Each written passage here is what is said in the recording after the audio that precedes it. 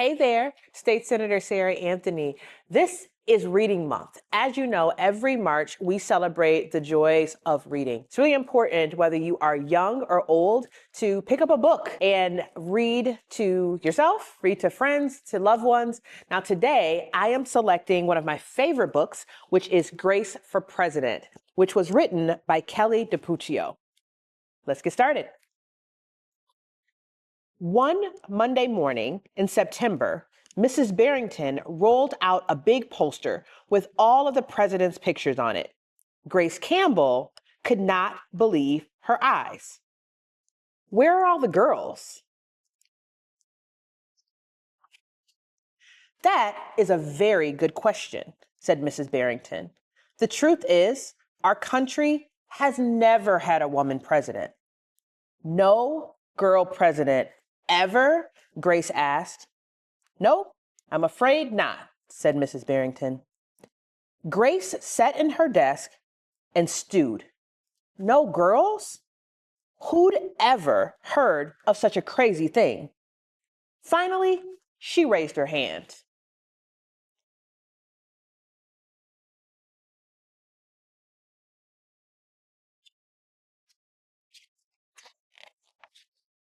Yes, Grace. I've been thinking it over, and I'd like to be president. Several students in the class laughed. Well, I think that's a star-spangled idea, Grace, said Mrs. Barrington. In fact, we can have our own election right here at Wilson Elementary. The snickering in the room stopped. Grace smiled. Would anyone else like to run for president? Mrs. Barrington asked the class. No one raised their hand. Becoming president was going to be easy, Grace thought.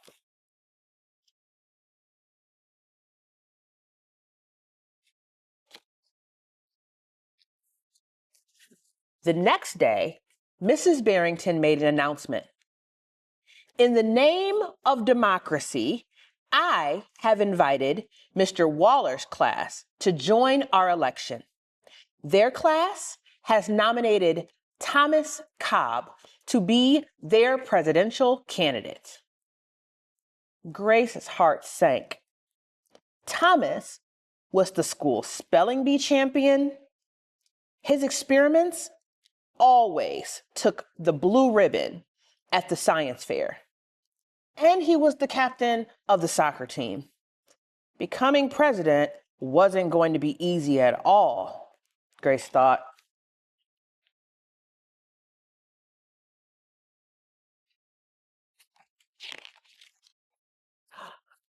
The teachers put the names of all 50 states and the District of Columbia into a hat. Everyone except Grace and Thomas got to choose a state. I'm Texas, said Anthony.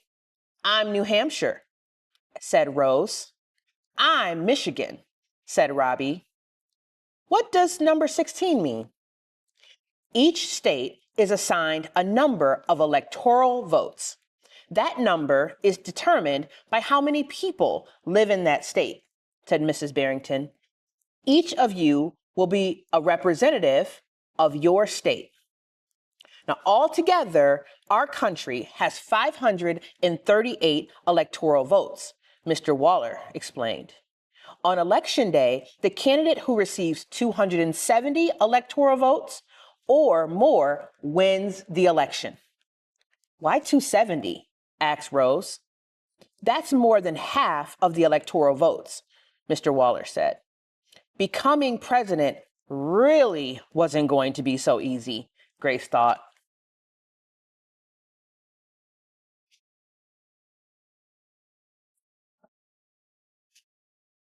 Grace came up with a campaign slogan.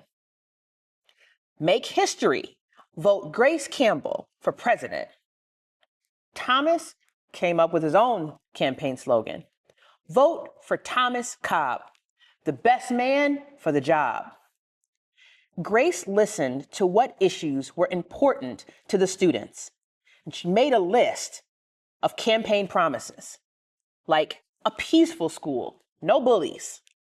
A cleaner school, no littering. Better hot lunches, no more fish sticks, tacos. Thomas made his own list of promises, like free tutoring, free soccer lessons, and fish stick tacos every week. Grace made campaign posters and buttons. Thomas made posters and buttons too.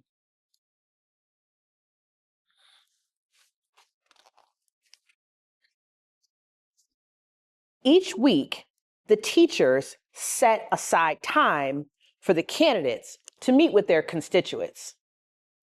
Polls were taken, voters were making their choices.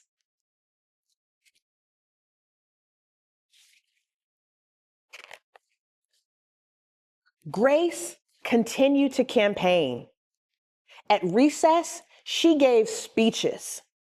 During lunch, she handed out free cupcakes. And after school, she held rallies.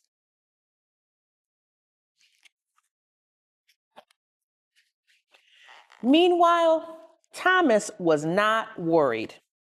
He had cleverly calculated that the boys had slightly more electoral votes than the girls.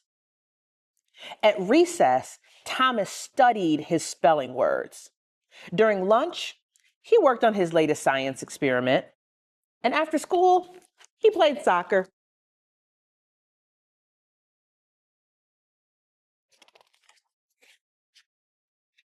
Even before the election, Grace made good on her promises.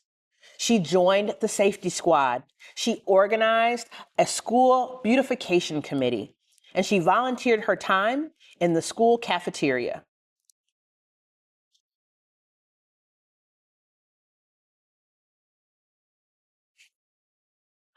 In early November, Wilson Elementary hosted a special Election Day assembly.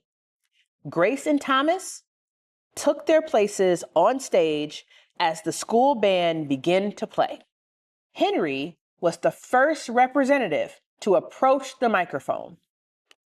The Yellowhammer state of Alabama cast its 9 electoral votes for Thomas Cobb. Fletcher said, the last frontier state of Alaska cast its 3 electoral votes for the best man for the job, Thomas Cobb. Hannah yelled out, the Grand Canyon state of Arizona cast its 11 electoral votes for Grace Campbell. And so it went. State after state after state cast their electoral votes.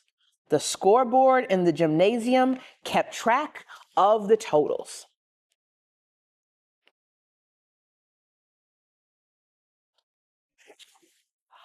The voting demonstration was quickly coming to an end. Clara approached the podium. The Badger State of Wisconsin cast 10 votes for my best friend, Grace Campbell. Grace looked at the scoreboard. Thomas had 268 electoral votes. She had 267. There was only one state still unaccounted for: Wyoming.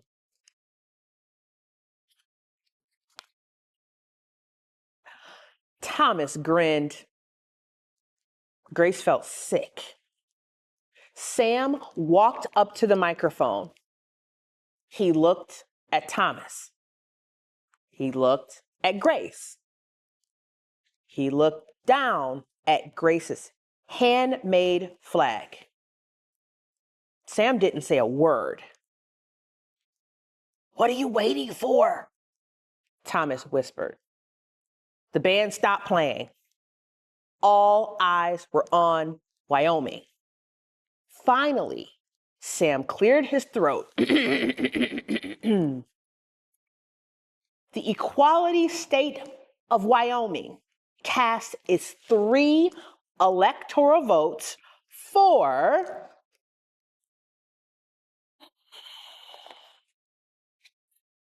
Grace Campbell. The gymnasium erupted in loud cheers and a few boos. Mrs. Barrington approached the podium. With 270 electoral votes, the winner is Grace Campbell. Thomas looked stunned. Grace hugged Sam. "Why did you do it?" she asked. Sam handed Grace his flag. "Because," he said, "I thought you were the right person for the job."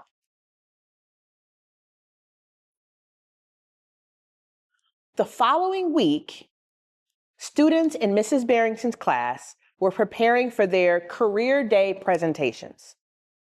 Grace volunteered to go first. She stood at the front of the room and glanced at the poster still hanging on the wall. "My name is Grace Campbell, and when I grow up, I'm going to be the President of the United States." This time, everyone believed that she would.